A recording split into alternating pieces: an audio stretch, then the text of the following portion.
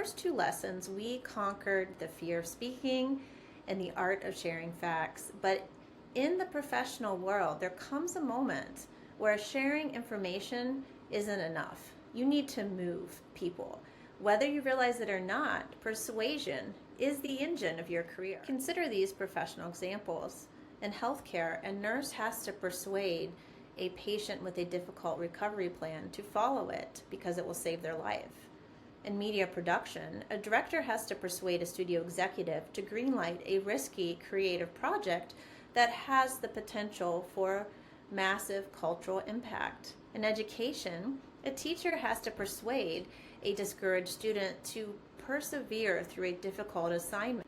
Finally, in tech, a developer maybe has to persuade key stakeholders to invest in a new security code to ensure they don't have a massive breach. Persuasion isn't always about winning an argument. In fact, it's more about making sure you can align your goals with the needs of others to help create a path forward for positive change. To be an effective persuader, we have to look back to a framework that has worked for over 2,000 years, Aristotle's rhetorical triangle. To move an audience, according to Aristotle, you need three things. First, ethos, credibility. Do they trust you? This is your experience and character. Secondly is pathos, emotion. Why should they care? This connects your message to the audience's values and feelings. And finally, logos, logic. Does it make sense? This is the data, the evidence, the reasoning that supports your claim. If you have data, logos, but no trust, ethos, people are going to doubt you. If you have trust, but no emotional connection, pathos, they simply will have no urgency to act on what you're saying. One of the most effective persuasive tools is a tip called feel, felt, found. This is really perfect if you have objections to what you're proposing. I'll give an example from the business world.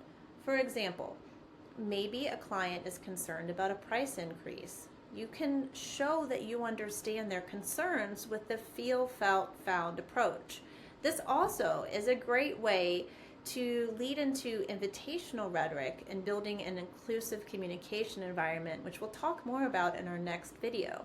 Respond to concerns with your persuasive message by saying, I understand the way you feel.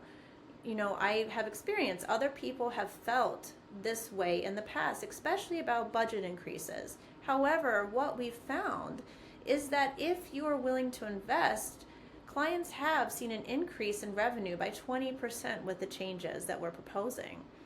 Emphasize the connection, emphasize their humanity.